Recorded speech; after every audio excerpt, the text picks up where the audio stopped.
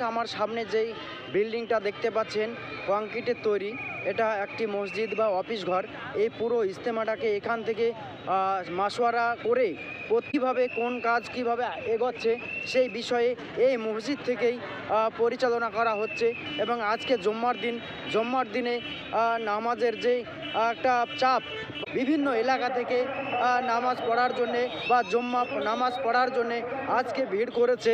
আপনাদেরকে দেখানোর চেষ্টা করেছি, সময় সঙ্গে সঙ্গে আপডেট দিব আবারও আপনাদের যে কত মুসল্লি আজকের জুম্মার নামাজ পড়ছে।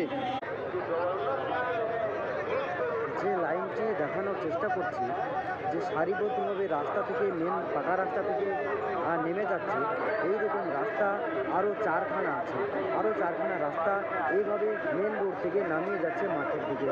আপনাদেরকে দেখাতে পারছি না, এই কারণে আমি অলরেডি জায়নামাজে দাঁড়িয়ে গিয়েছি নামাজের জন্যে বা নামাজে দাঁড়ানোর জন্য কাতারবদ্ধ হয়েছি। সেজন্যে এই যে লাইন নেমে যাচ্ছে, এরকমই লাইন আরও চারখানা আছে এই পেছনের সাইডে বা পূর্ব দিকে।